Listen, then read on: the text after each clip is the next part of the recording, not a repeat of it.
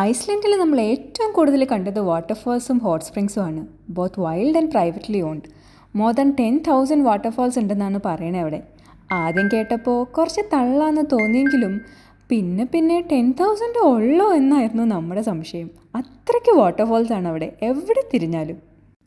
നമ്മൾ ആദ്യം പോയത് ഹ്രൊണലോഗ് എന്ന് പറയുന്ന ഒരു ഹോട്ട് സ്പ്രിങ്ങിലോട്ടാണ്. ഇങ്ങനെ തന്നെയാണോ അതിൻ്റെ പ്രൊനൗൺസിയേഷൻ എന്നറിയില്ല കേട്ടോ. നമ്മുടെ എയർബിഎൻബിയിൽ നിന്ന് ഏകദേശം 1 hour യാത്രയുണ്ടായിരുന്നു. ആൻഡ് നമുക്ക് ആ ഹോട്ട് സ്പ്രിങ് ഒറ്റയ്ക്ക് വേണമെന്ന് ചെറിയൊരു അത്യാഗ്രഹം ഉള്ളതുകൊണ്ട് വെളുപ്പിനെ തന്നെ നമ്മൾ യാത്ര തുടങ്ങി. പ്ലാൻ ചെയ്ത ടൈമിൽ തന്നെ നമ്മളവിടെ എത്തിയെങ്കിലും നമ്മളെപ്പോലെ തന്നെ പ്ലാൻ ചെയ്ത് വേറെയും കുറേ ആൾക്കാർ അവിടെ ഉണ്ടായിരുന്നു. അതുകൊണ്ട് നമുക്ക് ഒറ്റയ്ക്ക് ഹോട്ട് സ്പ്രിങ് എൻജോയ് ചെയ്യാൻ പറ്റിയില്ല. പക്ഷേ എല്ലാവരും തന്നെ വളരെ ഡീസൻ്റ് ആൻഡ് കാമായിരുന്നു. ആരും ഒരു ശല്യം ഉണ്ടാക്കിയില്ല. വിൻ്റർ തുടങ്ങിയിട്ടില്ലെങ്കിലും നല്ല അടിപൊളി തണുപ്പായിരുന്നു. കിടകിടാ വിറച്ച ആ ഹോട്ട് സ്പ്രിങ്ങിലോട്ട് ഇറങ്ങുമ്പോൾ എന്താ ഒരു സുഖം.